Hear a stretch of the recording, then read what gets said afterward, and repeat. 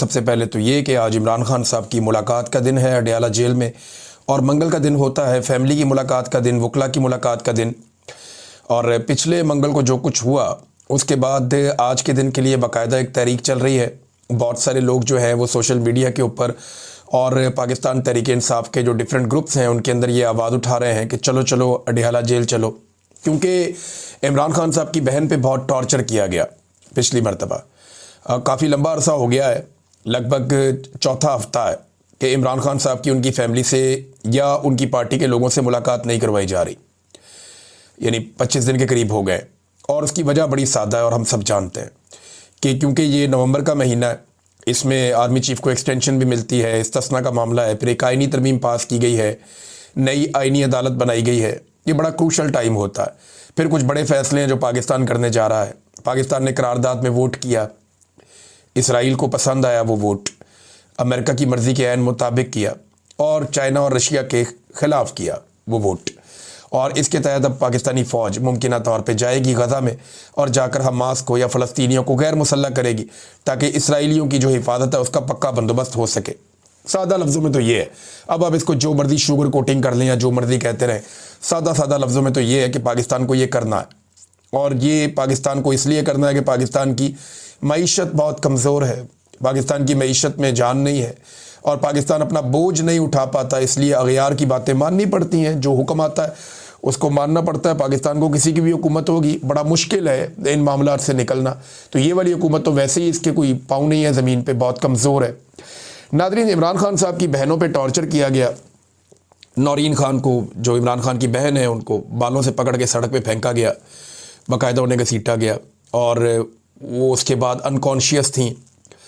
और फिर जो उनकी हालत थी, बाद में कुछ जब लाइट्स थोड़ी सी ऑन हुई तो वीडियो के अंदर जो देखा गया, बड़ा अफसोसनाक मंजर है। जो पुलिस के सोर्सेज हैं वहाँ पे जो लोग मौजूद थे वो कहते हैं जी उन्हें भी बहुत दुख है और ये नहीं होना चाहिए था, इस लेवल तक नहीं जाना चाहिए था। लेकिन खसूसी अहकाम जब आ जाते हैं तो फिर ये लोग जल्लाद बन जाते हैं। जो इन्हें कहा जाता है ये वो लोग कर लेते हैं।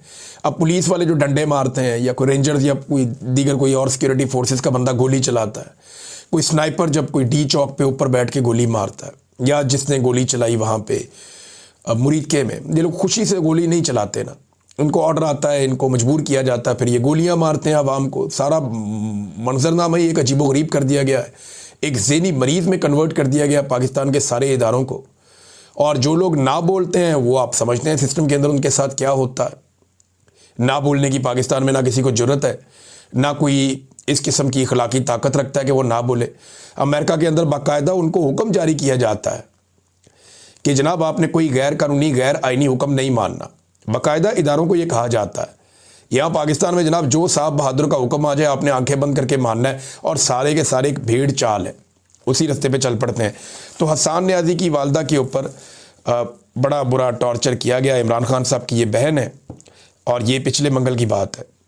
अब देखना यह है कि आज हुकूमत किस तरह का बंदोबस्त करती है और पाकिस्तान तहरीक-ए-इंसाफ कितनी बड़ी तादाद में अडयाला जेल के बाहर पहुँचती है।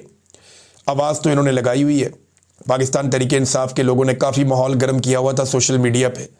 अब देखते हैं कि ग्राउंड पे कितने लोग और कितने लीडर्स पहुंचते हैं। कुछ इत्तलात आ रही थी कि शायद सुहेल अफरीदी या कुछ और जो सूबाई वज़रा हैं, कुछ MNAs हैं, वो भी पहुंचे हैं अडयाला जेल के बाहर, और कुछ बड़ी शख्सियात पाकिस्तान तहरीक-ए-इंसाफ या तहरीक-ए-तहफ़्फ़ुज़ आईन पाकिस्तान की, वो भी अडयाला जेल के बाहर जाए। जो सलूक गुज़िश्ता हफ्ते किया गया इमरान खान साहब की बहनों के साथ। अब इसमें हसन न्याजी ने एक ख़त भी लिखा अपनी वालदा के नाम, और ख़त मैंने पढ़ा, मुझे बड़ी तकलीफ़ हुई पढ़ के। हसन न्याजी को मैं ज़ाती तौर पे जानता हूँ, बड़ा जज्बाती नौजवान है और बड़ा साफ़ दिल का आदमी है। मैंने इसे कभी ऐसे झूठ बोलते हुए नहीं देखा, साफ़ साफ़ बात करता है हमेशा। और इमरान खान साहब से इसको इश्क है अपने मामू से, ये उनसे बहुत प्यार करता है।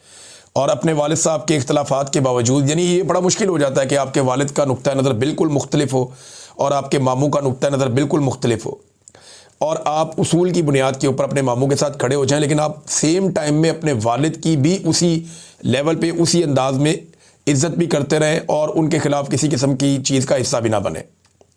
तो मैंने देखा कि हसन न्याजी में ये क्वालिटी थी कि वो अपने वालिद से बहुत प्यार करता है, लेकिन वो अपने मामू के नज़रिए के ऊपर पूरी ताकत के साथ खड़ा भी हुआ।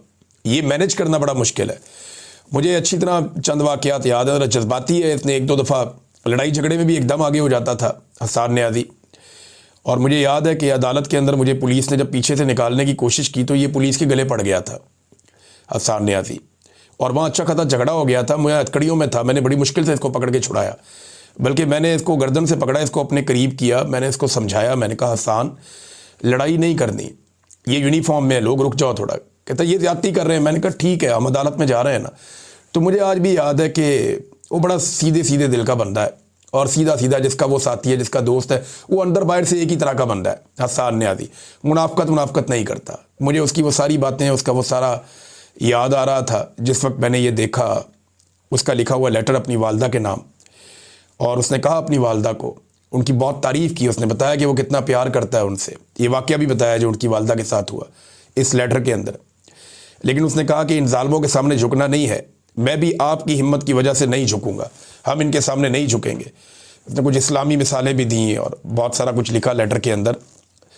तो अपनी वालदा को बार बार अम्मा कह के उसने मुखातिब किया, और हमारे सामने जब वो अपने वालिद के बारे में बात करता था तो अब्बा कह के करता था। तो मुझे अच्छी तरह याद है, एक दिन हम लोग ये मालम जब्बा में एक स्कीइंग का एरिया है जहाँ पे ये स्नो फॉलिंग जब होती है तो लोग स्कीइंग करते हैं ना, तो ये बड़ा जुनूनी जैसा है। मुझे अच्छी तरह याद है, मैं वहाँ पे अपनी फैमिली के साथ गया हुआ था, 2020-21 की बात है शायद, स्नो फॉलिंग का सीज़न चल रहा था, सर्दियाँ थीं। तो मैंने वहाँ हसन को देखा, और ये बार बार जाता था, फिर आ जाता था ऊपर से, फिर ऊपर चढ़ता था बड़ी मुश्किलों से, फिर आ जाता था। तो मैंने देखा कि इसने कोई 30 चक्कर मेरे सामने लगाए स्कीइंग के चक्कर में, बार बार जा रहा है, नीचे आ रहा है, बार बार 3-4 घंटे ये लगा ही रहा। तो मैं इसे देख रहा था, ये छोटी वाली साइड है, वहाँ से ये कर रहा था। तो मैंने इसको बुलाकर कहा, मैंने कहा यार बस कर। कहता जी मुझे मज़ा ही बहुत आ रहा है, और मैं चाहता हूँ कि मैं अपनी फैमिली को भी यहाँ लेकर आऊँ। मुझे वो भी दिन याद आ रहे थे।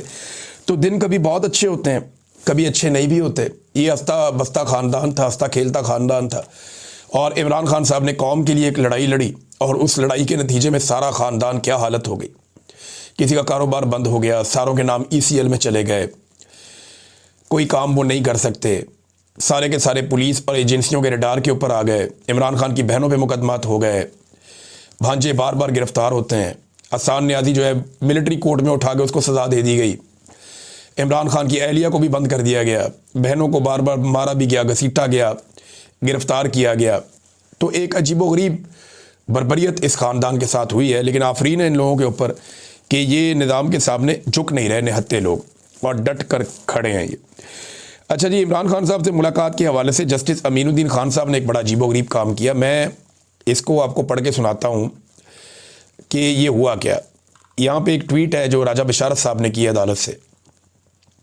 राजा बशारत साहब बड़े अच्छे जर्नलिस्ट हैं जी, बड़े बेबाक जर्नलिस्ट हैं, खुल के तनकीद करते हैं सबके ऊपर। इन्होंने कहा जी कि ट्रांसफ़र जजेस के जो केस में अपील के दौरान एक दिलचस्प सूरत हाल उस वक्त पैदा हुई जब इमरान खान के वकील ने कहा कि मैंने इमरान खान से हदायत लेनी है, तो जेल के हुकाम को आप हदायत दें कि मैं इमरान खान साहब से मिलकर हदायत ले लूँ।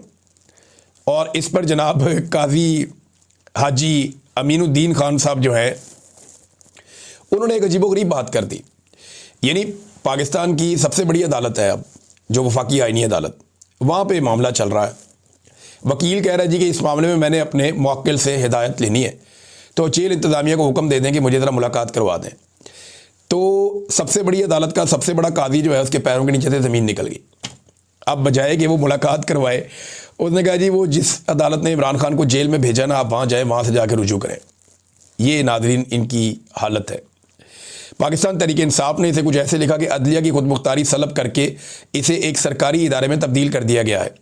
वो जजेस जो आसिम लॉ के सामने झुके हुए हैं, इन्हें ना तो तारीख और ना ही ये कौम कभी माफ़ करेगी।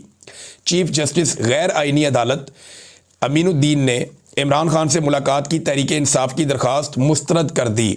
इमरान खान को 21 दिन से कैद तन्हाई में रखा हुआ है और फैमिली, वकला या पार्टी से किसी भी मुलाकात की इजाज़त नहीं दी जा रही। अब 22वां दिन है आज। इमरान खान साहब की बहनें फिर जाएंगी, कोशिश करेंगी मुलाकात करने की, तो देखते हैं मुलाकात होती है या नहीं होती, और पाकिस्तान तहरीक इंसाफ का रिस्पॉन्स कैसा होता है आज के दिन में, ये भी आज पता चल जाएगा। नाज़रीन, पाकिस्तान तहरीक इंसाफ की जो एक खामी है उसके ऊपर बहुत सारे लोग बात कर रहे हैं। इवन पाकिस्तान तहरीक इंसाफ के अंदर भी बात हो रही है कि जो पाकिस्तान तहरीक इंसाफ को इमरान खान साहब ने एक पॉलिसी दी थी कि पूरे इलेक्शन का बाइकआउट कर दें, पाकिस्तान तहरीक इंसाफ इस पॉलिसी को सही तरीके से प्रोजेक्ट नहीं कर सकी।